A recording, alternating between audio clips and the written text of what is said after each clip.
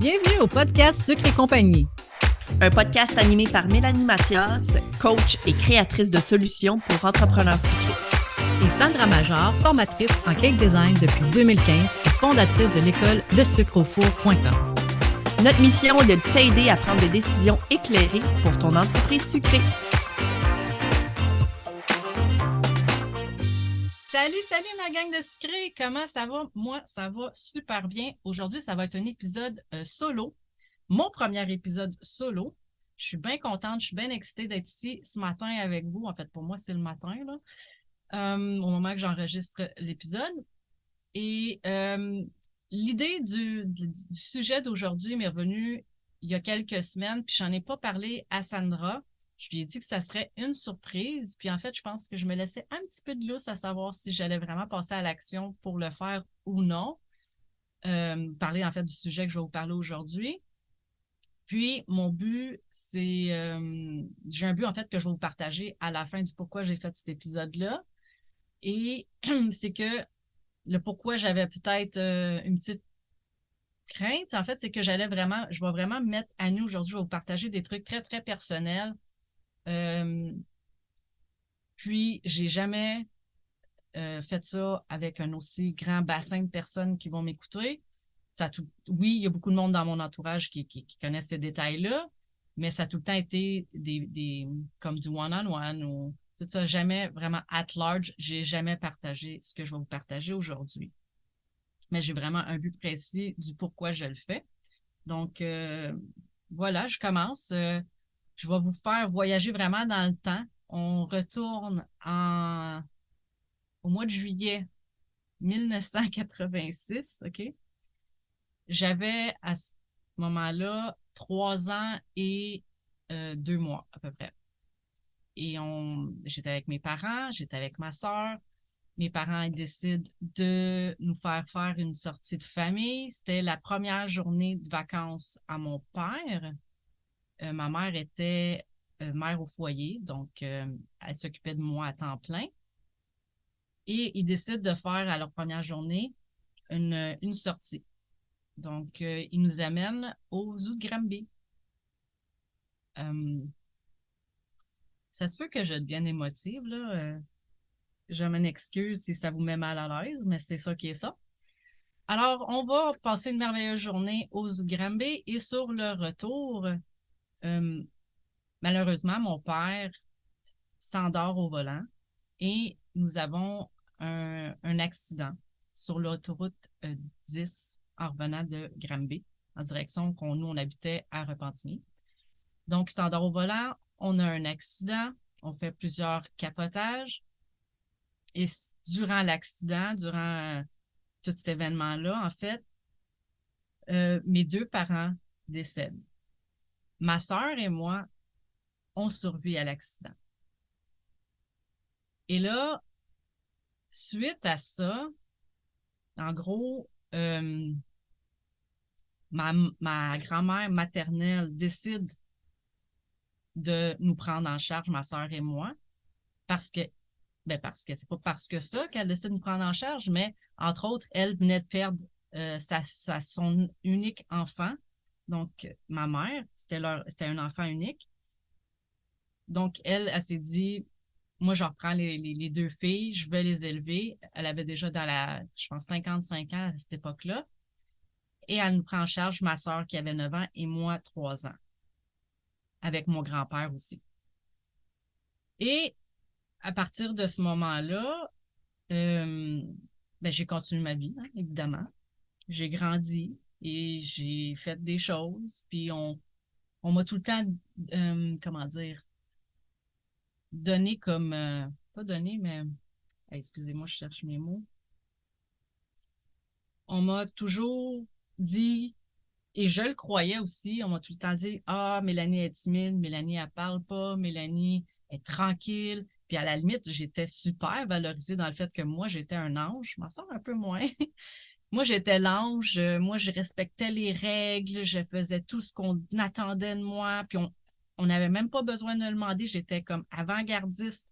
On me trouvait que les adultes pouvaient avoir une conversation avec moi, même toute jeune, puis j'avais déjà comme une grande sagesse, puis une grande capacité de communiquer, sauf que j'étais très, très, très réservée. Puis, mon Dieu, que j'ai grandi avec ça, là, la peur de parler, la peur de m'exprimer, la peur. Puis, mais des fois,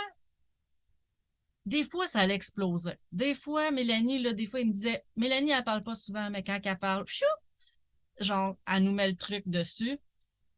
Mais c'est ça. Fait que tout, là, je vous disais, moi, comme ça, je l'ai souvent dit, moi, un oral, c'était la mort. Je pouvais en faire des sueurs froides puis des cauchemars pendant des semaines. Du moment qu'il me donnait la date, c'est sûr que j'étais pas bien jusqu'à ce que je le fasse. Pour moi, me caler une pizza, là, je déléguais à ma soeur, je déléguais à quelqu'un d'autre ou bien je me privais d'appeler pour une pizza, Colin. Fait que longtemps, j'ai pensé que j'étais juste comme ça puis que c'était ça, moi. À un moment donné, avec les années qui ont passé, d'autres événements sont venus euh, dans ma vie qui ont fait en sorte que je me sentais pas bien. Puis, je vous dirais que le mal-être intérieur est venu pire l'année où ce que j'ai dépassé l'âge de vie de ma mère. Ma mère est décédée, elle avait 29 ans. Mon père en avait 31. OK? Fait que quand on est petite puis on se dit ça, 29, 31, tu te dis, oh my God, c'est vieux. Mes parents sont morts. Ils étaient vieux. Pourquoi vous dites qu'ils étaient jeunes? En vieillissant, sérieux, je me suis rendu compte à quel point il était jeune. Aujourd'hui, je vais bientôt avoir 40 ans, puis je suis comme, oh my God, comment j'ai pu penser ça? Mais OK, on est naïf, là, on pense savoir ce qu'est la vie, puis tout ça, mais en fait, on est très naïf quand on est jeune, puis c'est bien correct. Mais là, quand que je suis tombée à 30 ans, puis je me dis, oh my God, j'ai l'impression d'être au début de ma vie, puis ma mère, elle s'était déjà éteinte à cet âge-là. J'ai vécu déjà plus longtemps que ma mère. Le mal-être intérieur est devenu immense. Et puis je vous dirais même pas que c'était super conscient que j'avais ce mal-être-là, mais il était là. Puis, à un moment donné, j'ai quand même fait mon chemin, mon parcours entrepreneurial que vous connaissez. Mais encore là, j'étais pas bien avec ce qui était tout ça. Quand que je suis revenue à la maison, puis que, suite à la fermeture du Pignon sur rue, puis que j'ai commencé à vouloir atteindre des objectifs, les atteindre pour vrai, pas juste avoir les objectifs, pas juste avoir les idées, mais vouloir les atteindre pour vrai. Parce que je pense pas que jusqu'à ce moment-là, je voulais vraiment les atteindre. OK? Puis vous allez comprendre, ça va faire du sens. Alors, quand j'ai voulu commencer à faire différent, puis que je me suis fait accompagner par, premièrement, la première coach que j'ai faite, c'était une coach en branding. Puis avec de l'introspection là-dedans, je m'y attendais même pas. Puis, qu'elle nous dit au début, elle dit, écris-moi ta vie. Écoute, je pense que j'y ai écrit 18 pages. Là. Ça avait juste pas de bon sens. Là. Puis elle capotait. Elle n'en revenait pas comment. Puis elle dit, t'es bien intéressante quand t'écris. Puis tout ça, puis ça, je vais vous en revenir là-dessus plus tard. Puis moi, j'étais comme, sur- je- oui, j'étais surprise. On m'avait jamais dit ça, en fait, que ça pouvait être intéressant, ce que j'avais à partager. OK? Euh, puis là, je vais aussi, après, je me suis... en fait, suite au podcast aussi, que Sandra et Véronique, à l'époque, avaient fait un épisode... Non, je pense que c'est Véronique qui avait fait un épisode avec Marisol Michaud, une coach. Puis, par rapport à la barrière mentale des 30 000, vous irez écouter l'épisode, je vais vous le mettre en lien sur la description de l'épisode d'aujourd'hui. Alors, c'est le premier contact que j'ai eu avec ce coach-là, c'était à l'écoute ici au podcast. Puis après, je suis allée sneaker, je suis allée suivre un peu ce qu'elle faisait, puis là, ça me parlait. Comme de fait, suite à ça, on avait eu le fameux souper de Noël de Cakers. Je ne sais pas s'il y en a parmi vous qui étaient là. Puis on avait eu la chance, toutes les personnes qui étaient là, d'avoir un abonnement RMA d'inclus gratuitement. Fait que j'ai embarqué, je me suis dit, c'était encore là, je sortais complètement de ma zone de confort, autant pour le souper, autant pour le réseautage, là, le groupe. Mais j'ai dit non, j'essaie de nouveau, j'essaie plein de choses de nouveau. Alors là, dans ce fameux RMA-là, on avait des gratuités, dont un coaching avec Marisol Michaud à l'époque. Fait que là, je prends un coaching avec elle. Elle me dit tout de suite, en quelques minutes, là, c'est pas, si j'ai pas déballé ma vie, là, en quelques minutes, elle me dit tout de suite, de un, elle dit, toi, t'es zéro introverti, chose que j'ai toujours cru. Elle dit, t'es une fausse introvertie. Elle dit, t'es vraiment une personne extrovertie. Puis là, j'étais comme, what? Mais elle est pas le raide. Mais à l'intérieur de moi, c'était comme un petit peu genre, pas de excitation, genre, oui, je voudrais être ça. Non, dans le sens que c'était une excitation de, oh my God, elle vient tellement, genre, de me dévoiler, comme si, genre, elle avait je pouvais pas, je vais le dire en anglais, mais I couldn't fool her. Je pouvais pas la tromper, elle. Elle avait vu ma vraie nature. Mais encore là, je crois même pas que je suis une ou je suis l'autre. Je peux être les deux, puis je peux être ni une ni l'autre. Bref. Suite à ça, j'ai fait un parcours en coaching et durant le parcours en coaching, encore là, quand j'ai vu ça, je me suis dit, moi aussi, je veux aider les gens. Moi aussi, j'ai une facilité à ce que les gens ils viennent me voir puis ils me racontent toutes leurs affaires. Je vendais des gâteaux, puis finalement, on me parlait des deuils. Puis ça faisait 2 minutes que j'avais rencontré la personne, puis la personne, elle me partageait son deuil qu'elle venait de vivre. Fait que j'ai cette capacité-là, j'ai cette facilité-là à mettre les gens en confiance.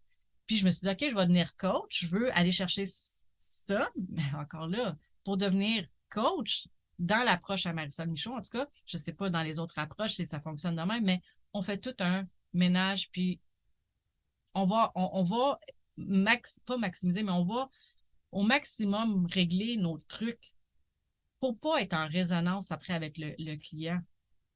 En fait, la résonance, quand on fait référence à ça, c'est que, admettons, toi, tu as vécu quelque chose, puis là, ça me ramène moi dans ma blessure, puis là, à ce moment-là, si moi, je suis pris dans mes émotions en moi, je ne suis pas dans les meilleures capacités, je n'ai plus le, le retrait nécessaire pour t'accompagner au maximum. Fin de la parenthèse. Alors, j'en ai pendant le programme durait 12 mois. Donc, durant ces 12 mois-là, j'en ai fait du ménage. Puis, on est arrivé à un moment donné où ce que je me suis rendu compte avec les autres élèves, puis avec la professeure, tout ça, où ce que tous ces années-là, puis là, je devais avoir, ça fait 36, 37 ans, là, toutes ces années-là, je n'avais pas vécu. Je ne vivais pas. J'étais pas morte, évidemment, mais j'étais pas en vie. J'étais pris entre les deux. Comme si j'avais une espèce de... Puis c'est tout ça, je vous dis, c'est dans l'inconscient. OK? Ça, ça a tout le temps été là, c'était dans l'inconscient, puis ça commandait toutes mes actions. Pratiquement toutes mes actions. Alors, c'est ça. J'étais pris entre les deux. J'étais en survie. Mais j'étais en survie dans le sens que, comme si j'avais pas le droit d'être ici sur Terre. Comme si, moi, mes parents, ils m'avaient été enlevés et que moi, on m'avait oublié ici. Sauf que j'avais le goût de vivre. J'avais un désir de vivre. Mais je me sentais pas légitime de vivre ma vie. Puis ce que ça a fait que j'ai voulu le plus possible passer inaperçu. Le plus possible, je voulais pas me faire voir. Je voulais, c'est ça, je voulais comme me faufiler dans les cracks, dans le sens comme je vais vivre, mais il faut pas trop que je dérange, il faut pas trop que on me voie, il faut pas trop que je parle fort, parce que sinon, c'est sûr qu'on va venir me chercher, ils vont dire, hey, elle, on l'a oubliée. Elle était supposée de s'en venir aussi, là, puis on l'a oubliée. Mais la journée où ce que ça, c'est venu dans ma conscience, honnêtement, là, j'ai vraiment eu comme un premier nouveau, deuxième souffle. Un premier, deuxième souffle. En tout cas, je ne sais pas trop, mais c'est comme si je renaissais une deuxième fois dans ma propre vie. J'en ai braillé une shot, je vous le dis. Mais ça a tellement été libérateur. Puis c'est à partir de ce moment-là que je vous dirais que j'ai commencé à me faire voir. Pour vrai. Puis au début, j'étais extrêmement maladroite, hein? Même dans ma vie avec les personnes qui m'entouraient. De un, ils me disaient qu'on ne me reconnaissait pas. Puis de deux, j'étais maladroite. Parce que là, je disais, il n'y avait plus aucun filtre qui existait. Excusez, je vais m'essuyer. J'avais plus aucun filtre, c'est comme un enfant qui apprend à marcher la première fois, il veut courir partout, puis il se trébuche, puis il est comme pas habile de ses membres. Mais là, j'étais pas habile de ma parole, il y avait plus rien là, qui faisait du sens. Moi. J'ai appris ensuite à doser tout ça. Mais euh, c'est ça qui est arrivé. Puis, allez revoir, là, si vous voulez, dans mes années précédentes, mettons sur Facebook, juste pour l'exemple de ça, jamais vous me voyez ou rarement vous me voyez. Il n'était pas question qu'on me voit. Puis c'était de même dans toutes les sphères de ma vie. Mais moi, tout ce temps-là, là, je pensais juste que c'était parce que je te gênais. Mais c'était pas ça du tout. C'était exactement le fait que je voulais pas qu'on me fasse voir parce que j'avais l'impression de pas avoir j'avais pas le droit d'avoir ma place ici. C'était pas légitime pour moi d'avoir ma place ici. OK? Puis là, je vais vous dire deux autres événements aussi beaucoup moins tragiques. Là. C'est vraiment pas tragique. C'est des affaires à la limite qu'on va dire anodins, mais qui ont eu quand même un gros impact sur les actions que j'ai posées dans ma vie d'adulte. Okay? La première, c'est mes cours d'art plastique. OK? On a tout eu ça, primaire, au secondaire, des cours d'art plastique. J'ai jamais eu des bonnes notes en art plastique. Fouillez-moi pourquoi. Probablement que honnêtement, je comprends même pas qu'est-ce qu'il note, là. Encore aujourd'hui, s'il y a un prof d'art plastique, peut-être venir m'expliquer ça en privé. Mais moi, la croyance que j'ai bâtie avec ça, c'est OK, art plastique, pas bonne note. Là, pas bonne note. Je passais, là. Mais, mettons que moi, j'étais quand même une élève qui était premièrement, j'étais en enrichi. Puis deuxièmement, j'avais en moyenne 85-90. C'était ma moyenne. Fait que quand, mettons, en art plastique, j'avais du 70, pour moi, c'était horrible. Et j'ai la croyance que j'ai bâtie moi-même. Il n'y a pas personne qui m'a dit ça, là. Mais ce que j'ai enregistré, c'est que je n'étais pas quelqu'un de créatif. Parce que pour moi, l'art plastique, pour réussir ça, ça voulait dire qu'il fallait être créatif.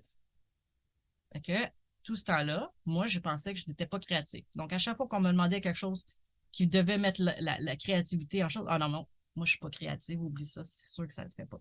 Fait qu'en partant, je partais avec une prise, là. C'est sûr que j'allais pas le faire ou que j'allais même pas m'appliquer parce que no matter what, moi, j'allais me dire, ben, c'est sûr que ça va être poche, là, ton affaire.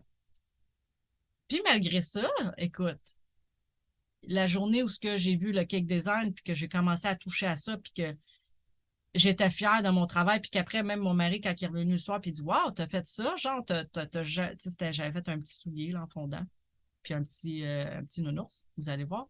Ces photos-là sont sur, je pense, les premières photos sur Instagram, c'est ça. Et il me dit Ah, wow, t'es quand même bonne, là, je veux dire, t'as jamais touché à ça, puis c'est ça que t'as fait aujourd'hui, genre. Ouais.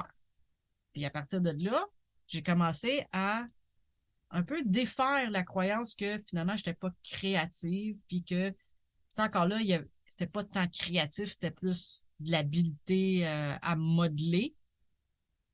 Mais n'empêche que j'ai quand même fait du cake design, puis du, j'ai quand même fait des gâteaux artistiques pendant 50 ans. Fait que je veux dire à quel point j'étais pas créative.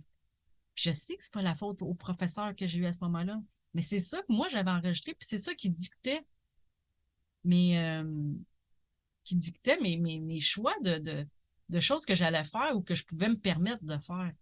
Puis ensuite, en revenant dans mon bureau, quand j'ai commencé à avoir des idées de qu'est-ce que je pouvais faire pour vous aider, les entrepreneurs sucrés, puis tout ça, Là, j'ai encore extrapolé dans le sens que la créativité, ça n'a même pas rapport avec si je peux dessiner ou si je peux pas dessiner, ou si je peux reproduire ou pas reproduire.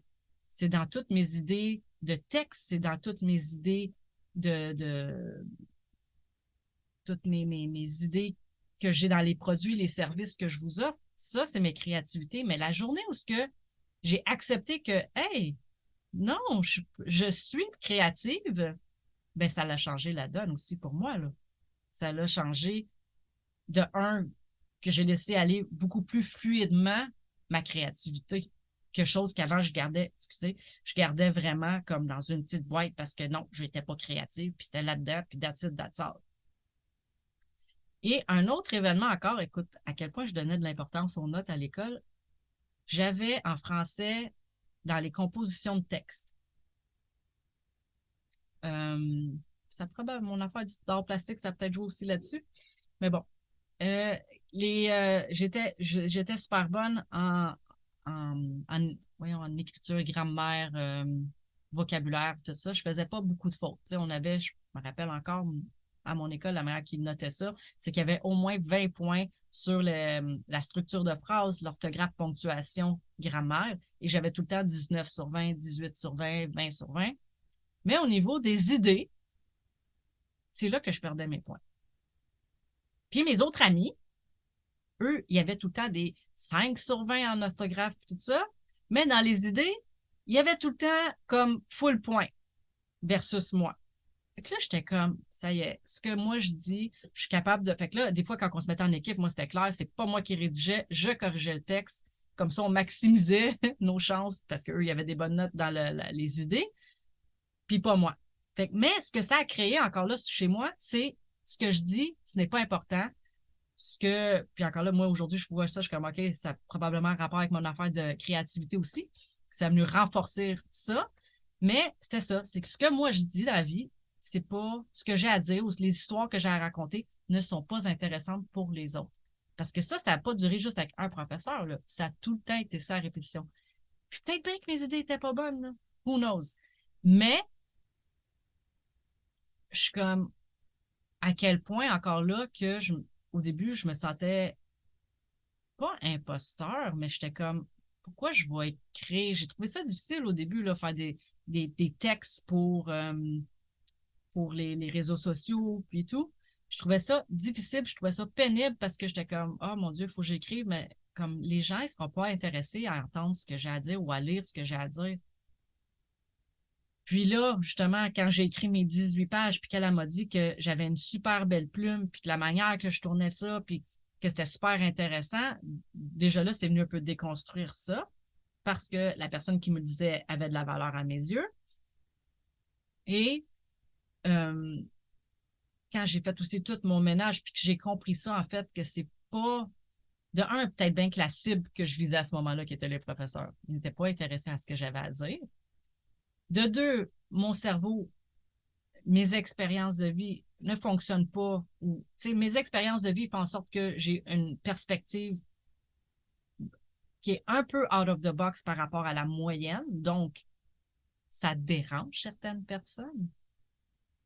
Mais aujourd'hui, j'ai aucun problème avec ça de déranger. Je me dis, si tu m'écoutes, c'est que tu es intéressé. Puis si tu m'écoutes pas, ben c'est bien correct. C'est que ce que j'ai à te dire ne s'applique pas à toi ou tu n'as pas le goût de l'entendre. Puis c'est bien correct avec ça. Mais encore là, comme je vous dis, ça l'a tellement pesé lourd pour moi de me priver d'écrire les textes parce que quand elle m'a dit ça, là, ma coach en branding, puis que j'ai réalisé, ben, sais-tu quoi? J'aime ça écrire. Ça a été une surprise pour moi de savoir que j'aimais ça écrire puis que je m'étais privée pendant tant d'années à ne pas le faire en pensant juste que ça serait pas intéressant, qu'il n'y a pas personne qui trouverait mes idées ou mon sujet intéressant. À partir de ce moment-là, j'ai commencé à prendre du plaisir à écrire. Même des fois, les posts, ça aurait pu être plus qu'une infolette, puis c'était un post simplement de réseaux sociaux. Alors, tout ce que je vous ai dit aujourd'hui, ça avait le but précis de vous montrer à quel point des expériences du passé peuvent contrôler nos actions dans notre vie d'aujourd'hui. Que si on n'en prend jamais soin, bien, on va toujours fonctionner en réaction à ces trucs-là qu'on n'a pas pris soin, qu'on n'a pas, les croyances qu'on n'a pas mises à jour. Puis là, on se rappelle que les croyances que j'ai créées, c'est pas des croyances qu'on m'a dites, tu sais, mais c'est des croyances que j'ai bâties moi-même avec mes expériences que je vivais à ce moment-là. Mais si je remettais jamais ça à jour, je serais encore en train de fonctionner en réaction à ça. Alors, je me demande, toi, aujourd'hui, est-ce que y a-tu un bagage que tu traînes encore, puis que tu dis, tu sais-tu quoi, c'est assez? Puis tu n'as même pas besoin de nécessairement savoir c'est quoi que tu traînes, mais probablement que tu le ressens. Tu le ressens qu'il y a quelque chose qui n'est pas aligné, c'est ça qui me vient, là. Tu te dis, non, il y a de quoi que j'ai en dedans, je ne sais pas c'est quoi, mais c'est pas optimal, c'est pas ce que ça devrait être, c'est pas ce que je voudrais que ça soit, ben va en prendre soin. Que ça soit en écoutant certains podcasts, que ça soit en des lectures de développement personnel. Parce que tout ça, là, même si c'est dans ton personnel que ça s'est passé, ça a des répercussions sur ta vie professionnelle aujourd'hui. C'est sûr et certain, là. C'est pas, dans notre cerveau, là, c'est pas genre, ça, c'est arrivé dans mon personnel, donc ça va juste faire des réactions dans mon personnel, mais dans ma vie professionnelle, ça n'aura pas d'impact. Ça marche pas comme ça, là. Fait que, va en prendre soin, parce que, je te dis, j'ai jamais été, j'aurais jamais pu devenir l'entrepreneur que je suis aujourd'hui si j'avais pas fait les choix d'aller régler ces trucs-là de mon passé. Puis, mon Dieu, la légèreté qui vient avec ça aussi, là, l'épanouissement qui vient avec ça, puis la motivation, puis tout est exponentiel de un, puis puis dans le plus, tout est dans le positif. Est-ce que ça a tout le temps fait du bien d'aller faire ça? Non. Mais versus le mal que je traînais à longueur de journée, Puis, je vivais un mal-être, mais pour moi, ce mal-être-là était ma normalité, là. C'était ce que je pensais que c'était la vie, là. Fait que, tu sais, s'il y a des choses que vous voulez venir nous partager dans le groupe Facebook Sucre et compagnie, je vous invite à venir le faire. Si jamais vous ne voulez pas vous mettre à nu comme je l'ai fait aujourd'hui en public, venez m'écrire en privé. Vous pouvez me rejoindre via Messenger de mon Mama Gâteau avec un 0. Vous pouvez me rejoindre via courriel à info@commercialmamagâteau.com. Je suis certaine que vous pouvez également écrire à Sandra. Là, je vais m'avancer sur son courriel, mais je crois que c'est info@lesucreaufour. Voyons, je me reprends. info@commerciallesucreaufour.com. Si vous sentez que vous avez peut-être une meilleure connectivité avec elle, s'il y a quelque chose, venez nous parler ou parlez à quelqu'un de votre entourage. Mais, tu sais, comme gardez plus ça pour vous, là, ça peut être assez, ça peut être aujourd'hui que ça se passe le début d'une nouveauté pour vous. Prenez soin de vous. Je vous dis, c'est la base. Vous êtes la priorité de votre... Non, je m'excuse. Vous êtes la base de votre propre vie. Faites-en une priorité parce que si vous ne le faites pas pour vous, il n'y a pas personne qui va le faire pour vous. Sur ce, pour tous ceux qui m'ont écouté jusqu'à là, je vous remercie du fond du cœur. Je vous souhaite une excellente journée. Je vous aime et à bientôt. As-tu aimé le sujet de cet épisode? Viens nous rejoindre sur le groupe Sucre et compagnie pour continuer la discussion avec notre communauté d'entrepreneurs sucrés. Si tu nous écoutes sur une application qui te le permet, laisse-nous un review 5 étoiles pour faire découvrir le podcast à d'autres entrepreneurs et les aider avec leur business. On t'invite aussi à faire une capture d'écran de l'épisode que tu écoutes en ce moment et de la partager en story sur Instagram. Tag-nous avec le sucre au four et Maman Gâteau avec un 0, de sorte que l'on puisse te repartager et te faire découvrir par notre communauté.